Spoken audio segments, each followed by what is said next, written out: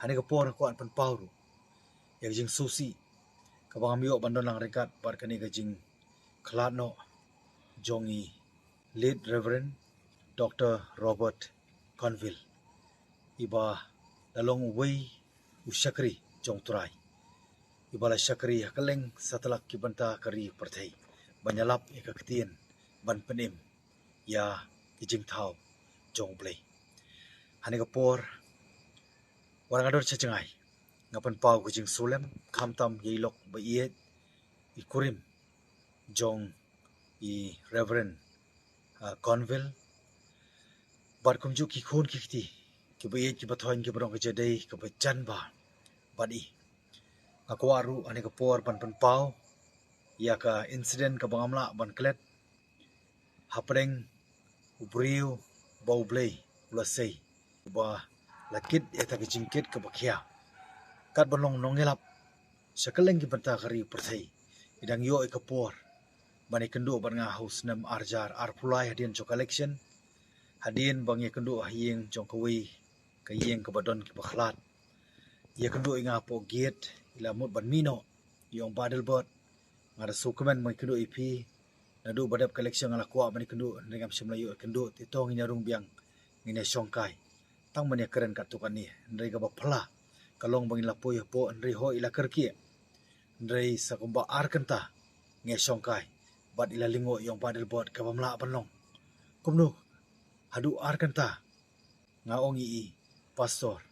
kadai ka divine present ka jong blay ba mangarung am suthu ikapor kaya ba mapiru ban ka panpauru hani kapor yata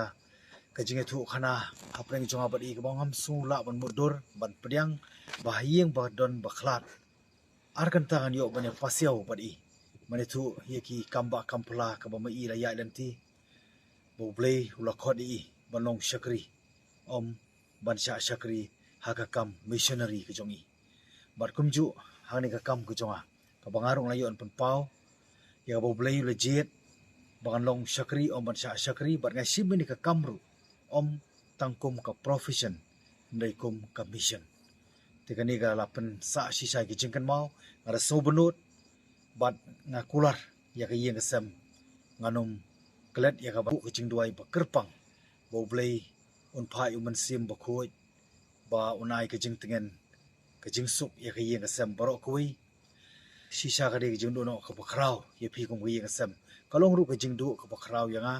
kalong ru ka jing du ka bakrau ya ka balang ro koi bat kumju ya ka jai panriu bat hani ka por ngakwa ru ya ka ban panpau ba ublay uni singai ngin duai na ka banta ka man sim jong i late Reverend Pastor Conville banyo ban mat ya ta ji jathai bom jukot my deepest condolence and our prayer will intercede so that the entire family will have the support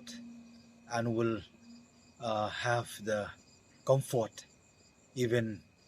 in this moment of grief, and will pray that God Almighty